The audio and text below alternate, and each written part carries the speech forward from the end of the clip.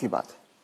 तो अब जो आदमी 75 का हो गया, उसने खुद अपनी लंबी उम्र की तैयारी ही नहीं करी, और जब उसने कोई तैयारी खुद नहीं करी है तो उसका परिवार या उसके समाज उनको कैसे तैयारी, वो कैसे तैयारी करेंगे? तो आपका ये कहने का मतलब है कि पहले तो शायद वो 60 साल तक जीता तो बहुत बड़ी बात थी, तो जब तक वो कमा रहा था वो जी रहा था, अब वो 80 साल तक जी रहा है। तो इसके जो परिणाम है वो भी इकोनॉमिक एंगल मुझे समझाइए। इसके इकोनॉमिक एंगल बहुत भयावह है।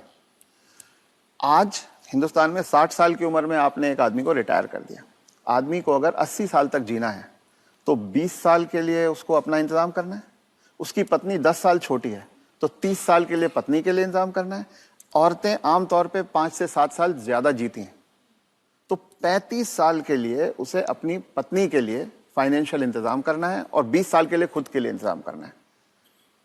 आज के इन्फ्लेशन में, आज की महंगाई में कितना भी पैसा आप एक जगह रख दीजिए, क्या वो 35 साल तक खींच सकता है? ये प्रैक्टिकल नहीं है।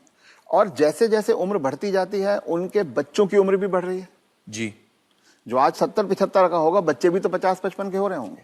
वो अपना बुढ़ापा देखेंगे, वो अपनी लड़की की शादी देखेंगे, वो अपने मकान की किस्त चुकाएंगे। तो जो पीढ़ियों के बीच की जो दूरियां हैं वो बढ़ती जाती हैं। ये इकोनॉमिक वजह से बढ़ रही है। इकोनॉमिक वजह से बढ़ रही हैं।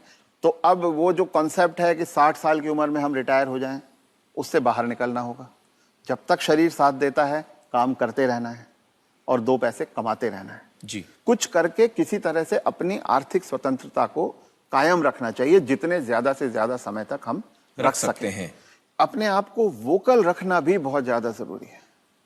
अगर मेरी परवाह मेरे परिवार वाले नहीं कर रहे हैं और अगर अड़ोसी पड़ोसी इस बात को जान जाएं तो कोई भी बुजुर्ग कभी भी किसी परेशानी का सामना नहीं करता, क्योंकि तो चुप ना रहें। रथ साहब ये कह रहे हैं कि चुप ना रहें। अगर आपके बच्चे आपके साथ व्यवहार ठीक नहीं कर रहे हैं, सबको बताएं।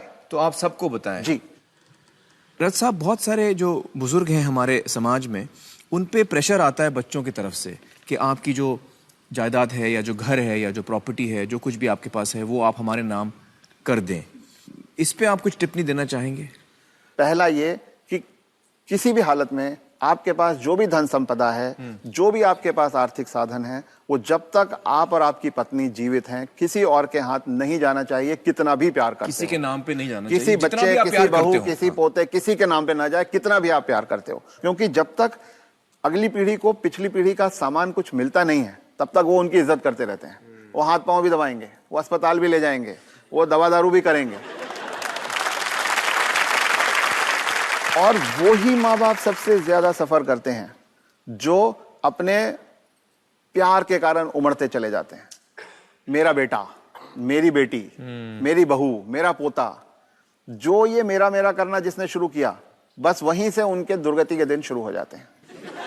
इसलिए सबको ये ध्यान रखना चाहिए कि कुछ भी हो जाए, कोई प्रलोभन आए, कोई इमोशनल ब्लैकमेल हो, कुछ हो, उन्हें अपने पास अपनी चीज को रखना चाहिए। उन अपने बच्चों से शेयर करें तो अपनी मन की खुशी को शेयर करें, अपने पैसे को शेयर ना करें। जी।